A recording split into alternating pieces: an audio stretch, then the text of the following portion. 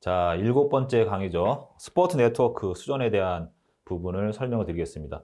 스포트 네트워크는 교재에 보시면 크게 네 가지 영역으로 나눠져 있을 겁니다. 첫 번째가 구성 요소, 그 다음에 두 번째가 특징, 세 번째가 장단점인데 이 두 가지는 비슷한 내용이고요.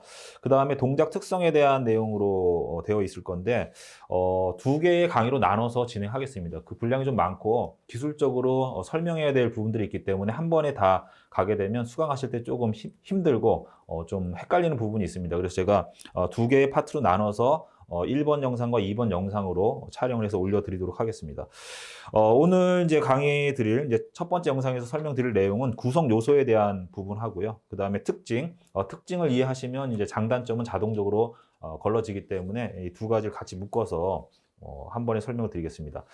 우선 이제 이 스포트 네트워크는 국내에 적용 사례가 거의 없습니다. 그래서 우리가 스포트 네트워크를 공부한다라고 해서 실제 현장에서 적용하는 일은 앞으로 거의 없을 거다. 그래서 여기 나와 있는 내용은 이제 이론적인 내용을 기반으로 해서 설명을 드릴 수밖에 없고요. 그 정도까지만 하셔도 기술사를 준비하시는 데는 충분합니다.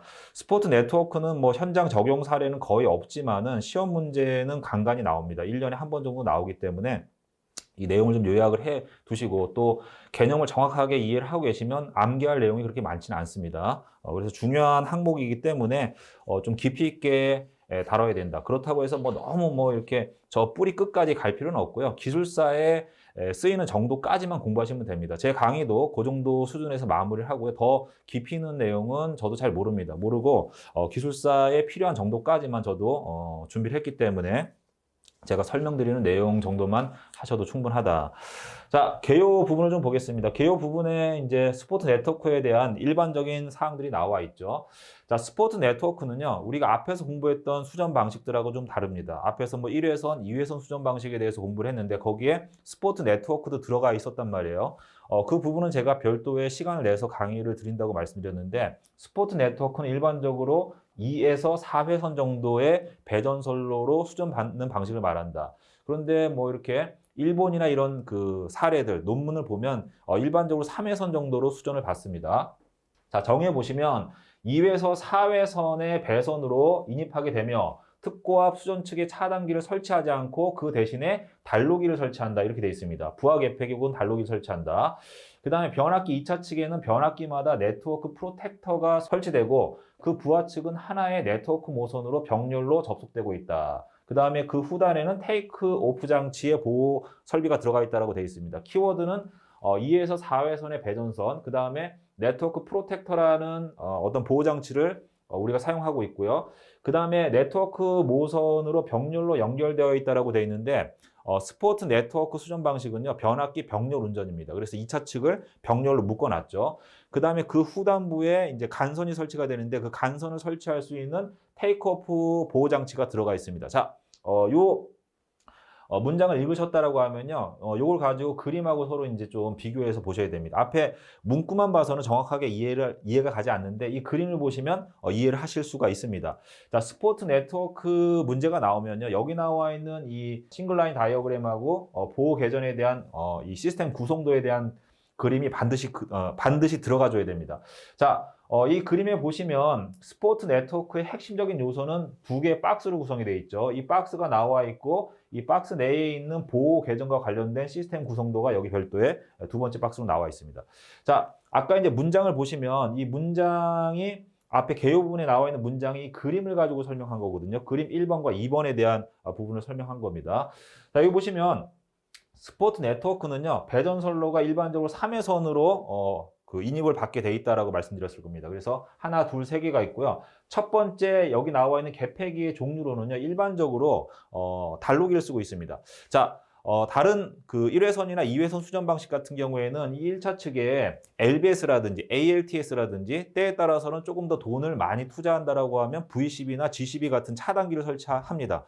단로기는 설치하지 않는데 스포트 네트워크 방식 같은 경우에는요, 단로기를 설치합니다. 단로기는요, 무바 상태에서 회로를 완전히 개방하기 위해서, 완전히 분리하기 위해서 개폐 기능만 가지고 있는 아주 단순한 저렴한 어떤 그 개폐기라고 보시면 되는데 왜 이걸 설치했냐면 스포트 네트워크 수전 방식 같은 경우에는 여기는 네트워크 프로텍터 장치하고요. 그 다음에 배전선로의 차단기가 서로 연동해서 보호하기 때문에 여기에 굳이 고가의 차단기라든지 뭐 달로기보다 비싼 LBS라든지 이런 것들을 쓸 필요가 없다라는 거죠. 그래서 충분히 보호의 어떤 기능을 할 수 있는 장비들이 충분하게 확보가 되어졌기 때문에 여기는 비용을 절감하기 위해서 달로기로 이렇게 쓰고 있다. 일반적으로 그렇게 보시면 되고, 그 다음에 이 스포트 네트워크 수전 방식이라는 것은 뭐 3회선으로 수전하면서 배전선로에서 사고가 나더라도 무정전으로 그 전력을 공급할 수 있는 그런 시스템이고요.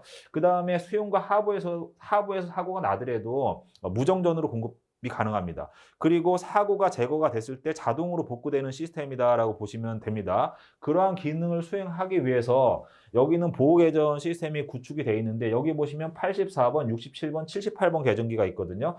67번 계전기는 전력 계전기입니다. 뭐 역전력을 검출하기 위한 거고요. 그 다음에 78번 계전기 같은 경우는 위상 계전기인데 위상차를 검출해서 이제 뭐 사고가 제거가 됐을 때 자동으로 이제 복구하기 위해서 사용하는 계전기고요. 그 다음에 84번 계전기는 전압 계전기입니다. 전압의 차를 우리가 이제 그 측정을 해가지고 전압의 차, 위상차가 있었을 때 적정한 어떤 차이가 발생이 됐을 때 그 자동으로 이제 복구하는 기능을 수행하는 그런 보호 계전기다라고 보시면 됩니다. 자, 이 그림은 암기하시고요. 이 계전기들의 기능에 대한 부분은요, 제가 다음 강좌에서 스포트 네트워크의 동작 특성을 설명할 때 상세하게 말씀을 드리겠습니다.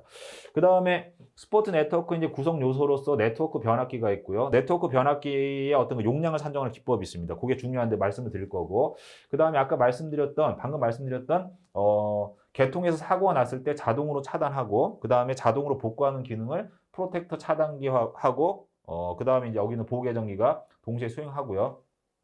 그 다음에 프로텍터 퓨즈가 가지고 있는 고유의 기능이 있는데, 요거는 일반적인 그 수용가에서 사용하는 뭐 1회선이나 상용 예비 2회선 수전 방식에 사용하는 그런 퓨즈의 용량 산정 기법하고 약간 틀립니다. 그거는 그림을 가지고 설명을 드리겠습니다.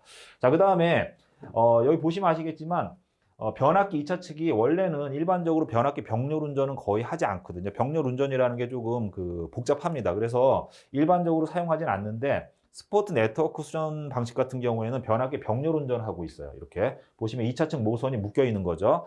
자, 이렇게 되면 변압기의 그 임피던스가 이 세 가지가 병렬로 묶여 있기 때문에 임피던스 값이 상당히 작아져요. 임피던스가 작아지게 되면 전력 손실도 작아지고 전압 변동률이나 전압 강화도 작아지는데, 대신에 단락 전류가 커지는 거죠. 이런 문제가 있고요. 그래서 이제 그거에 대한 부분을 좀 고려해서 기술적인 검토가 이루어져야 됩니다. 자, 그 다음에 네트워크 모선의 그 하부에는 이제 그 간선이 설치가 되는데, 이 간선을 보호하기 위해서 테이크오프 보호 장치가 들어갑니다. 테이크오프 퓨즈하고 차단기가 들어가게 되는데, 이 두 가지가 서로 그 보호협조 관계를 이루면서 확실하게 이제 고장을 제거해 줘야 되고요. 그 다음에 여기 설치되어 있는 테이크오프 차단기라든지 테이크오프 퓨즈의 그 용량이 적정하게 선정이 되어져야 됩니다. 이것도 제가 그림을 가지고 설명을 드릴 겁니다. 자, 간략하게 말씀을 드렸는데, 여기 나와 있는 각각의 요소에 대해서 제가 강의를 쭉 진행하면서 상세하게 말씀을 드릴 거고요. 일단 이제 제 강의를 들으시면 그 이해하는 데 어려움이 없는데, 문제는 뭐냐면 이걸 외워야 된다라는 거죠. 자, 요 정도는 우리가 암기를 하실 수 있어야 돼요. 꼭 암기하시고요. 각각의 이 장치에 대한 부분은, 또 시스템에 대한 부분은 제가 바로 이어서 상세하게 말씀을 좀 드리겠습니다. 자, 구성 요소에 보시면 달로기가 나옵니다. 달로기. 아까 말씀을 드렸듯이 여기에는 일반적인 수용가에서는, 그러니까 스포트 네트워크를 제외한 1회선이나 2회선 수전 방식 같은 경우에는 LBS가 들어가든지 아니면 ALTS가 들어가든지 때에 따라서는 돈이 많다, 중요한 설비다라고 하면 VCB를 사용하는 경우도 있습니다. 일반적인 수용가에서는 달로기는 거의 사용하지 않는데, 스포트 네트워크 방식에서는 달로기를 적용한다 이렇게 돼 있어요. 왜 그러냐? 이 보호 계전에 대한 개념을 이해하시면 달로기를 쓰는 거에 대한 부분이 어렵지 않게 이제 그 이해가 되실 겁니다. 자, 스포트 네트워크 보호 방식이라는 것은요, 여기 나와 있는 뭐 프로텍터 차단기하고 아까 보여드린 67번, 78번, 84번 계전기하고 배전선로나 변전소에 있는 차단기가 서로 연계해서 고장이 발생이 됐을 때 자동적으로 제거를 합니다. 그렇기 때문에 이 부분에 뭐 LBS라든지 아니면 V10이라든지 이런 고가의 장비들을 쓸 필요가 없는 거죠. 그래서 비용을 절감하기 위해서 이 지점에 달로기를 설치하고 있다. 답안지에도 이런 형태로 해서 여기 나와 있는 LBS, V12, DS의 어떤 그런 설치할 수 있는 장비가 있는데 왜 이걸 설치하고 있는지에 대한 이유를 추가적으로 설명해 주시고 이렇게 박스를 쳐서 그려주시면 굉장히 보기 좋은 구성으로 가져갈 수가 있거든요. 자, 그 개념은 어렵지 않으니까 보시면 되고요. 내용 자체는 굉장히 쉽습니다. 네트워크 변압기 점검 시 프로텍터 차단기를 개방하고 절단하는 달로기로서 네트워크 변압기의 여자 전류를 개폐할 수 있게끔 한다. 자, 이건요. 부하 전류는 달로기는 개방이나 아니면 투입을 할 수가 없습니다. 거기 이제 마크가 튄다든지 여러 가지 문제가 발생이 되기 때문에 얘를 투입하면 여자 전류는 흐르니까 여자 전류는 뭐 변압기에서 전압을 만들어내기 위한 전류이기 때문에 뭐 큰 전류 값은 아닙니다. 이 정도는 개방할 수 있도록끔 개폐를 할 수 있도록끔 달로기를 설치한다. 자, 이 정도면 제가 충분히 이해하실 수 있도록끔 설명을 드린 것 같아요. 자, 그 다음에 이제 네트워크 변압기인데 네트워크 변압기 용량 산정하는 수식이 나와 있습니다. 요건 암기하셔야 돼요. 자, 변압기는요, 이제 그 열적으로 제한을 받게끔 되어 있는데, 자기 용량보다 많은 어떤 부하를 공급하게 되면 열이 발생이 되죠. 이 상태를 과부하 상태라고 합니다. 자, 그런데 어떤 경우에는 일부 이제 과부하를 허용을 해줄 수가 있습니다. 뭐 주변에 온도가 낮다든지 아니면 과부하가 걸리는 시간이 좀 짧다든지 하게 되면 변압기가 열적으로 어떤 그 데미지를 덜 입기 때문에 다시 회복될 수 있는 요소가 있기 때문에 그 과부하율을 일정 시간 허용해 주는 경우가 있거든요. 스포트 네트워크 방식 같은 경우에는 여기 보시면 130% 과부하에서 8시간 이내, 1년에 3회 이내에서는 허용을 한다라고 되어 있습니다. 자, 요걸 기준으로 해서 과부하를 허용할 수 있다라고 하면 변압기 용량을 조금 축소시켜 가지고 비용을 절감해서 시공을 해도 상관이 없어요. 왜 그러냐면 여기 그림에 보시면 변압기 용량이 과부하율이라는 게 이거거든요. 변압기가 지금 3대가 설치가 되어 있는데 얘 같은 경우에는 3대를 운영하지만 한 대가 고장 났을 때에도 연속적으로 부하 전류를 공급할 수 있는 용량을 가지고 있어야 되는 거거든요. 자, 그러면 그렇다고 하면 한 대가 고장이 났을 때를 가정해서 이제 이 변압기 용량을 산정했기 때문에 일반적으로 2대 가지고 풀부하를 공급할 수 있는 용량을 가지고 있어야 되는 거예요. 무슨 말인지 아시겠죠? 3대를 예를 들어서 여기 있는 것처럼 여기 제가 예시를 들어 드린 것처럼 변압기 용량이 이렇게 이제 변압기가 3대가 병렬로 연결이 되어 있습니다. 자, 그런데 이 변압기가 용량이 한 대가 1000kg예요. 1000kg. 1000kVA다라고 하면 이게 지금 현재 3대가 있으니까 합계 용량은 3000kVA죠. 그런데 스포트 네트워크라는 건 여기 나와 있는 요 변압기, 이 선로에 문제가 생겨서 이 선로가 개통해서 분리가 되어 있을 때에도 정상적으로 연속적으로 전력을 공급할 수 있어야 되겠죠. 그러면 얘도 1000kg, 얘도 1000kg라고 하면 이 2대만 가동이 된다고 했을 때 상시 공급할 수 있는 용량은 2000kVA잖아요. 그런데 실제 변압기는 하나, 2개, 3개가 설치가 되어 있기 때문에 3000kg밖에 없단 말이에요. 그러면 이용률은 2000 나누기 3000 중에 2000밖에 못 쓰이니까 얘네들을 계산하게 되면 67.7%밖에 사용을 못하는 거죠. 비상시에 어떤 사고 시를 대비해서. 자, 그렇기 때문에 얘 같은 경우에는 평상시에는 항상 이게 그 과설비가 되는 거예요. 그래서 과부하율을 인정해줘서 여기에 1.3배 정도 작은 용량으로 산정해가지고 산정을 해서 얘를 운영해서 과부하를 일정 기간 허용을 해주는 겁니다. 130%의 과부하율. 자, 제가 말을 좀 복잡하게 말씀드렸는데 여기는 공식을 좀 암기를 해두시는 게 좋을 것 같고요.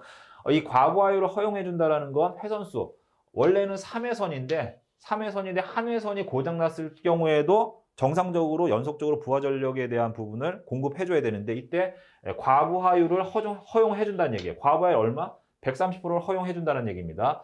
자, 그럼 3 빼기 2를 하면 이제 3 빼기 1을 하면 2가 되는 거고요. 원래는 3000이 필요한데 과부하율을 130%를 허용해 주니까 이걸 계산하게 되면 한 대당 용량이 1153.8이라는 값이 나오게 됩니다. 그래서 얘 같은 경우에는 예를 들어서 3뱅크로 했을 때 얘가 1153.8을 3을 곱하게 되면 이러한 값이 나오게 되거든요. 그래서 이 과부하율을 허용해 주게 되면 이제 이용률이 67.7%에서 86%로 이렇게 올라가게 됩니다.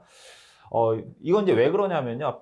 그 정상적인 상태에서는요, 이 배전솔로가 사고가 나는 경우가 거의 없어요. 사고가 나더라도 연속적으로 막 며칠씩 가는 게 아니라 뭐 한두 시간 정도 길어야 뭐 8시간 넘어가는 경우는 거의 없다는 얘기죠. 그래서 얘를 과부하율을 허용해 주게 되면요, 그만큼 설비 용량이 작아지고 공사비도 작아지게 되는 겁니다.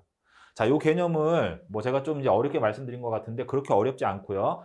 과부하율을 허용해서 요게 1.3 혹은 130%라는 값을 나눠줘 가지고 변압기 용량을 산정하게끔 돼 있다라는 거 꼭 기억해 두시고, 그다음에 계산 사례를 이렇게 들어서 설명해 주시면 뭐 훨씬 더 좋은 어떤 그 답안지가 되는 겁니다. 이 변압기 과부하율 허용에 관련해서는요, 제가 변압기 파트 강의를 하면서 설명을 드릴 겁니다. 일정 시간 동안, 짧은 시간 동안에는 과부하율을 일정 부분을 허용해 주게끔 되어 있습니다.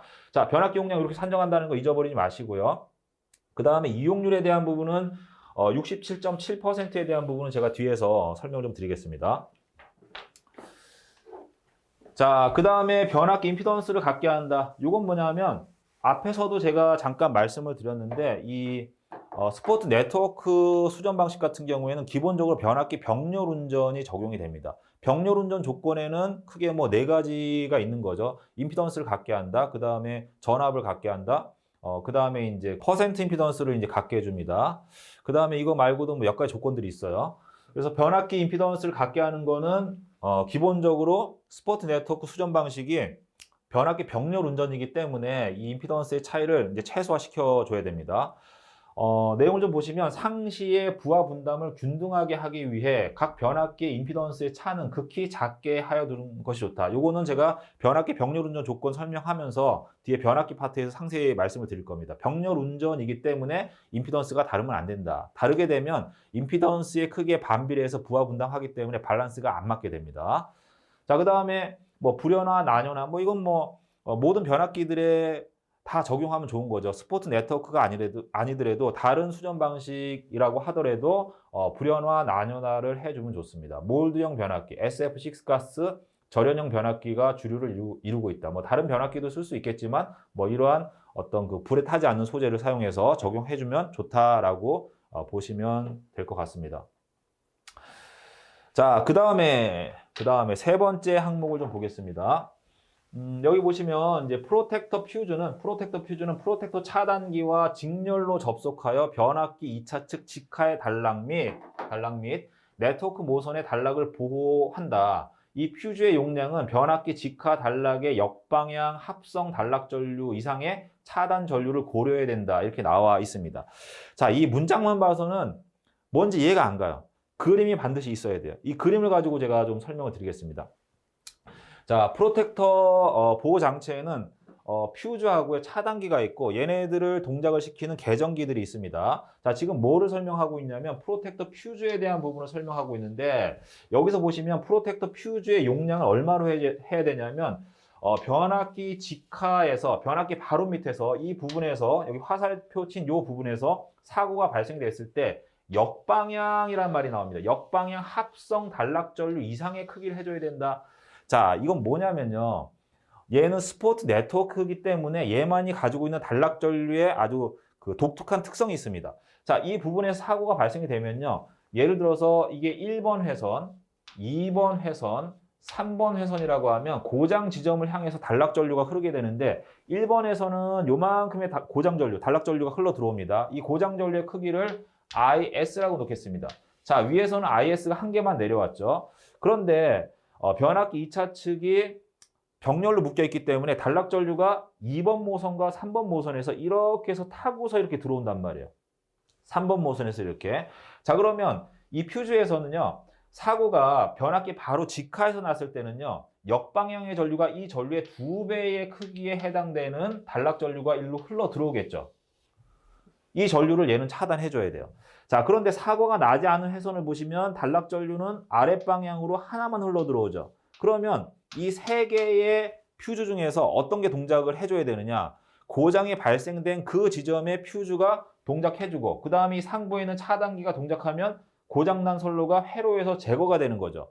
그러면 이 두 개의 회선은 건전한 회선이기 때문에 연속적으로 전력을 공급할 수가 있는 겁니다. 왜? 얘가 떨어져 나갔으니까.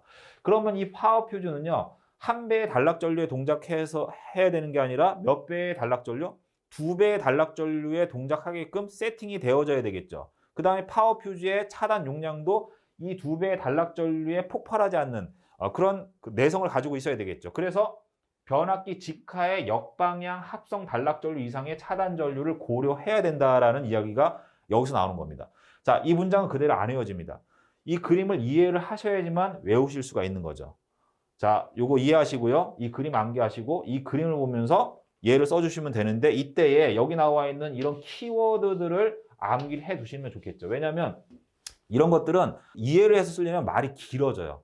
딱 뭔가 요약된 핵심 키워드를 암기해 두시면 말이 간결하고 보기가 좋지 않습니까? 뭐든지 간에 말이 돌아서 나가는 것은 빙빙빙 돌려서 이야기하는 것은 읽는 사람들한테 힘이 빠지게끔 하는 겁니다. 자, 그래서 키워드 암기하시고 이해하시고 그 다음에 이 그림은 외우실 수 있겠죠. 이러한 구성으로 해서 답안지를 작성하시면 굉장히 좋은 점수가 나오실 수가 있을 겁니다. 교재에는 이렇게 구성이 안 돼 있을 거예요. 왜냐하면 교재에는요, 똑같은 그림을 계속 반복해서 넣게 되면 굉장히 좀 지저분해 보이거든요. 그래서 제가 이렇게 정리를 해서 말씀을 드린 겁니다.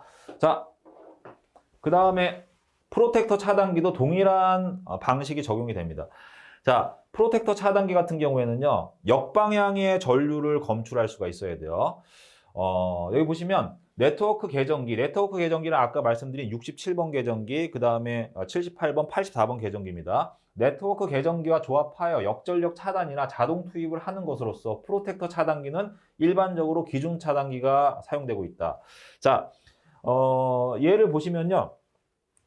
프로텍터 차단기 같은 경우에는 예를 들어서 사고가 여기서 날 수도 있고 뭐 여기서 날 수도 있습니다. 그 다음에 뭐 여기서 날 수도 있는데 예를 들어서 사고가 여기서 날 수도 있고 여기서 날 수도 있고 여기서 날 수도 있고 여기서 날 수도 있다고 보는 겁니다. 자, 차단기 이제 상부 전원 측에서 사고가 났을 때는요.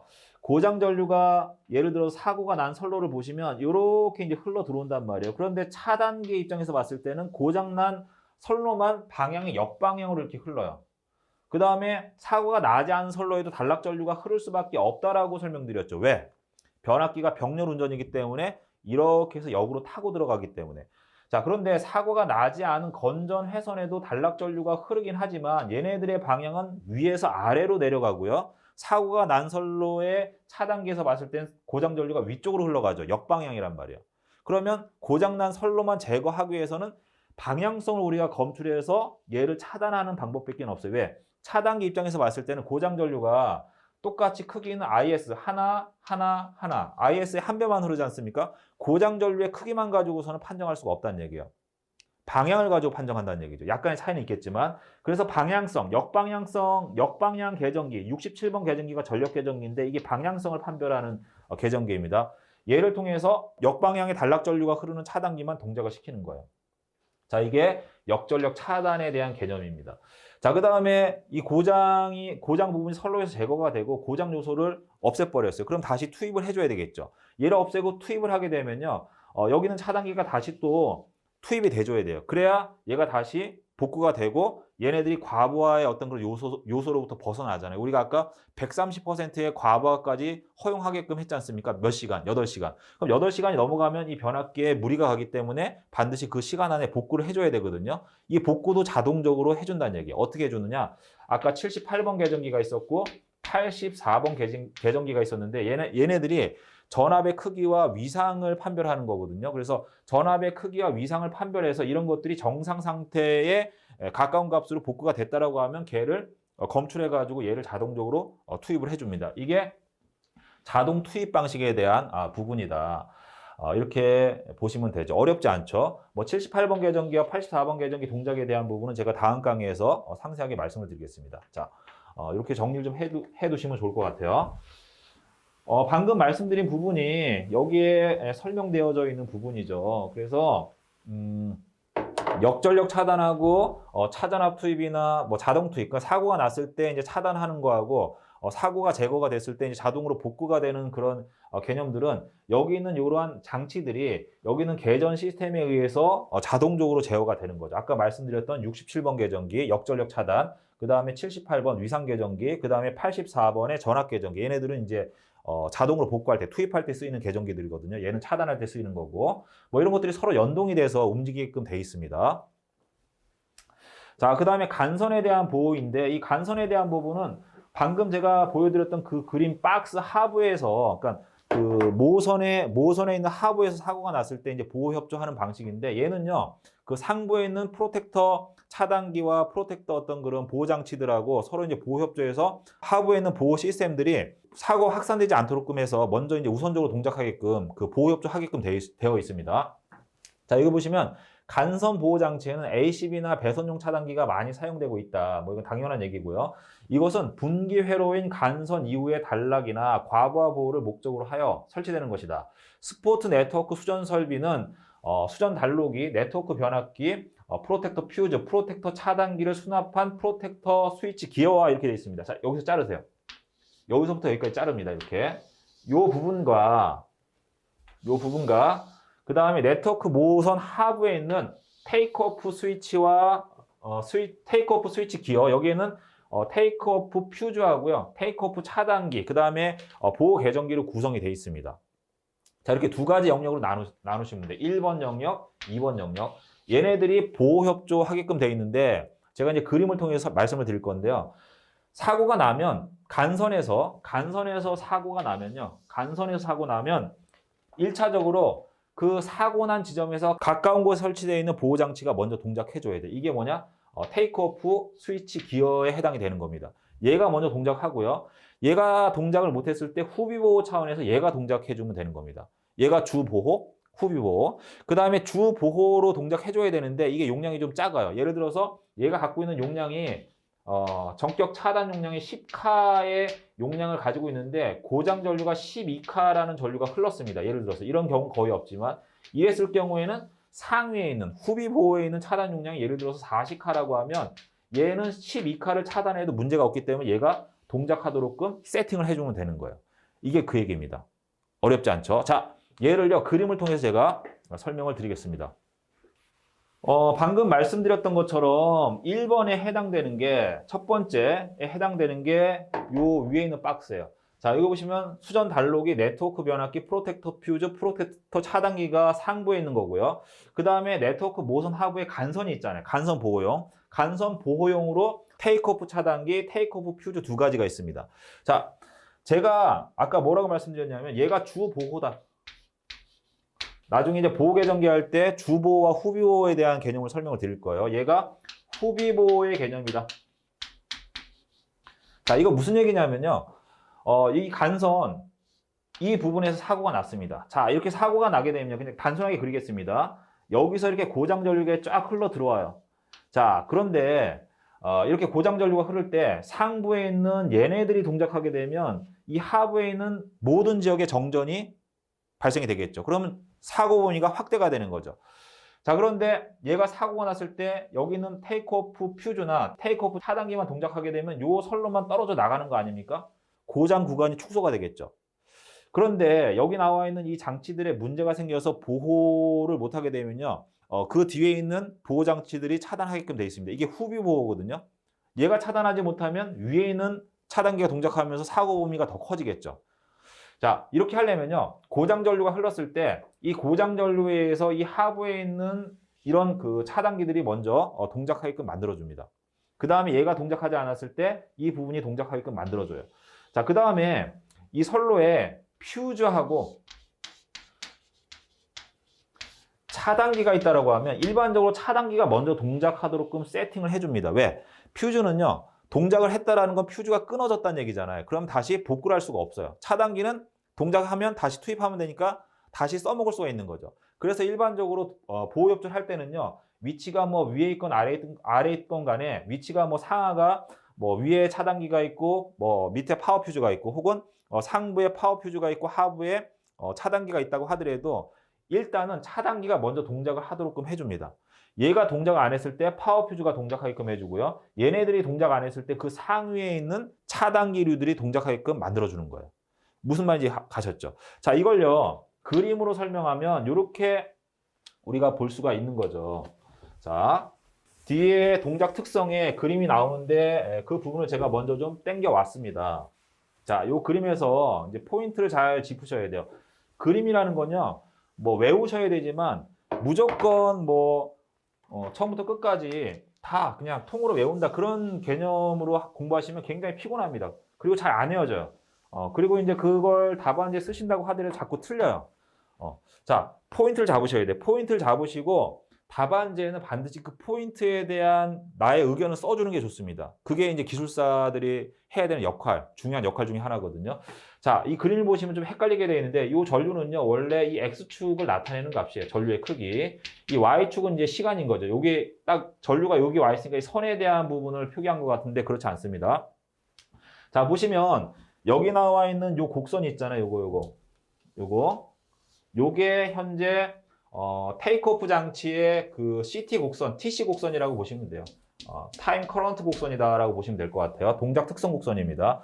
요게 딱 화살표가 여기 있어서 요 지점을 이야기하는 것 같은데 그게 아니고 요겁니다. 요게 테이크오프의 동작 특성 곡선이다 이렇게 보시면 되고요. 그 다음에 여기 직선이 하나 있을 거예요. 이 직선은 뭐냐면 테이크오프 차단기가 가지고 있는 전격 차단 용량이에요. 아까 제가 무슨 말씀을 드렸냐면 이 차단기 용량이 10카다라고 하면 전격 차단 용량이 10카라고 하면 10카 이상 차단하면 안 돼요. 그 전격 차단 용량이라고 보시면 돼요. 자, 이렇게 돼 있는데 이 부분에서 사고가 나서 고장 전류가 이렇게 쫙 흘렀단 말이에요. 쫙 흘렀는데 여기 보시면 프로텍터 퓨즈는 협조 곡선 이렇게 가요. 프로텍터 퓨즈가 어디 설치되어 있어요? 여기 설치되어 있죠. 자, 그 다음에 테이크오프 퓨즈 같은 경우에는 이렇게 협조 곡선이 프로텍터 퓨즈보다 하부에 나와 있습니다. 이게 어디 있는 거죠? 여기 설치되어 있는 거죠. 자, 그러면 고장 전류가 흘렀을 때 한번 보겠습니다. 고장 전류가 요만큼의 전류가 이렇게 흘렀다라고 하면 첫 번째 동작하는 요소가 뭐냐면 테이크오프 차단기가 먼저 동작합니다. 아까 제가 CB하고 퓨즈가 있다라고 하면 거기에 고장 전류가 흘렀을 때 뭐가 먼저 동작해야 된다고 말씀드렸죠? 차단기가 먼저 동작해야 된다. 왜? 얘는 재투입이 가능하니까. 얘가 동작하지 못했을 때 그 다음 시간에 테이크오프 퓨즈가 동작하는 거죠. 얘가 동작하지 못했을 때 쭉 더 올라가면 얘가 여기서 만날 거예요. 그 다음에 후비보호에 있는 프로텍터 퓨즈. 저도 자꾸 헷갈리네요. 프로텍터 퓨즈가 동작하게끔 되어 있는 거죠.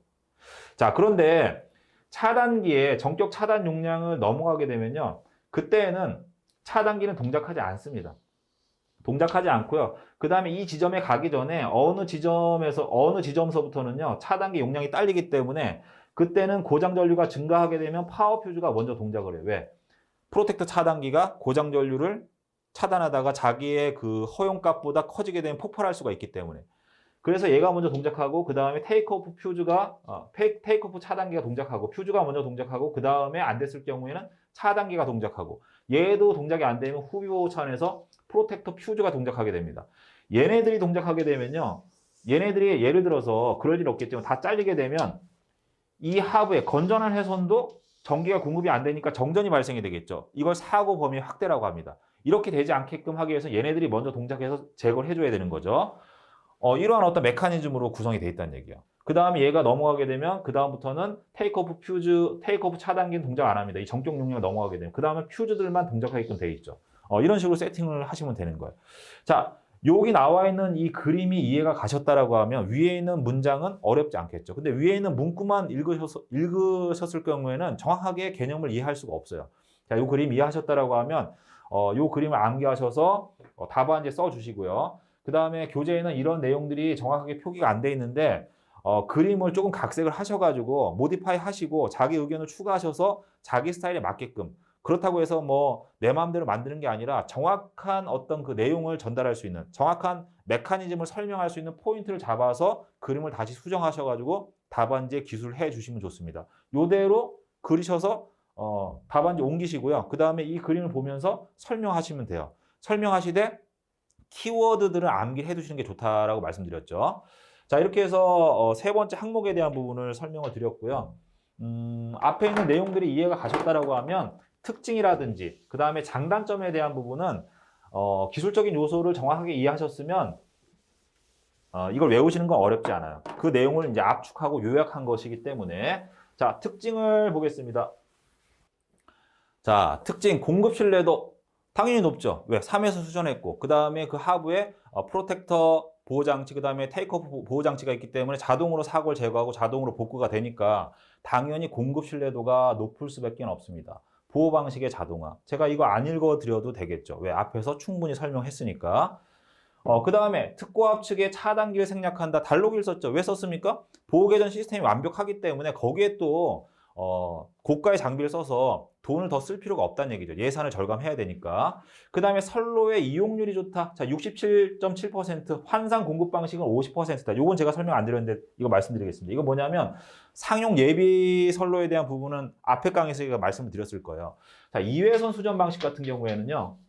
상용 예비로 갑니다. 저도 이제 요거 설계할 때 많이 적용했었거든요. 상용과 예비라는 것은 말 그대로 상용을 항상 쓰는 거예요. 변압기를 이렇게. 자, 예비는 평상시엔 안 씁니다.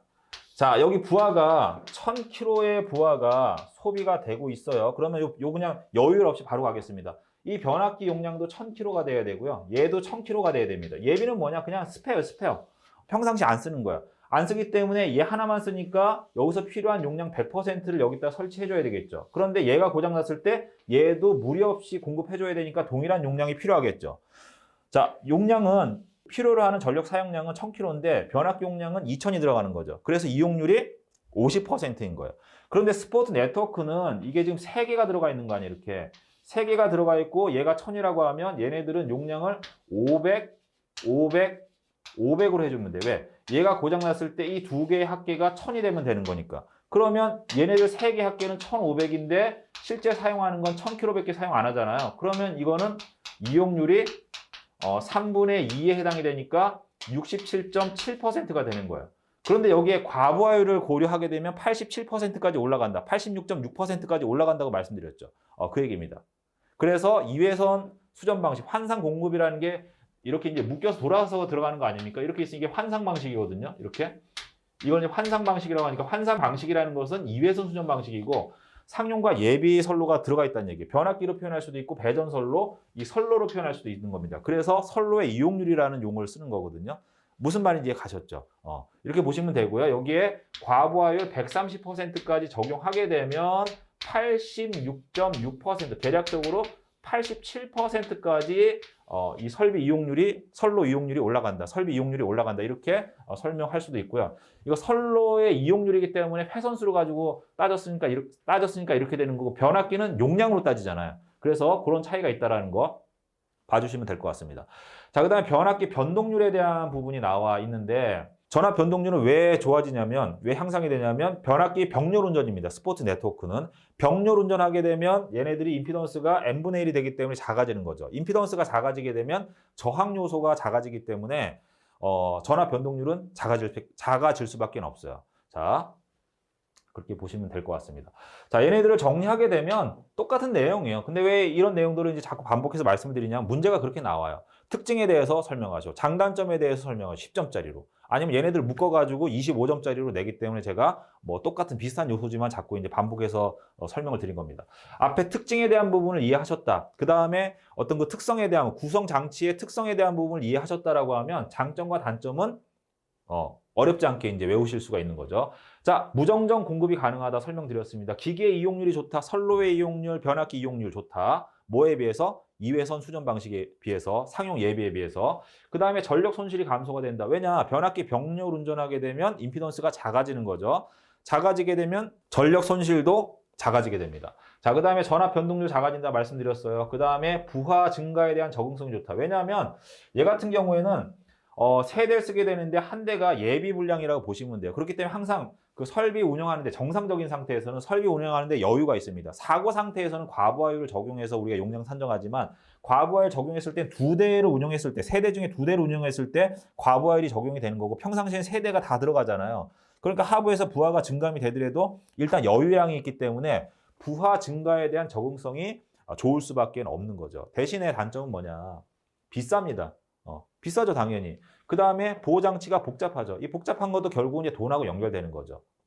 비용이 많이 들어가고 그 다음에 유지 관리하는데 또 사람도 인력도 많이 투입이 되는 거고 그 다음에 예비 장비들도 많이 갖추고 있어야 되는 거고 이런 것들이 전부 다 경제성과 관련된 거죠. 그래서 스포츠 네트워크는 비싸기 때문에 잘 안 씁니다. 대신에 이걸 쓰는 대신에 안에다가 UPS라든지 여러 가지 그 정전에 대한 신뢰성 확보할 수 있는 여러 가지 보조 장비들이 많이 있지 않습니까? 그 부분에 대해서 전 강의에서 말씀을 드렸죠. 그런 식으로 이제 해소를 하고 있다. 왜? 스포츠 네트워크는 워낙에 돈이 많이 들어가기 때문에.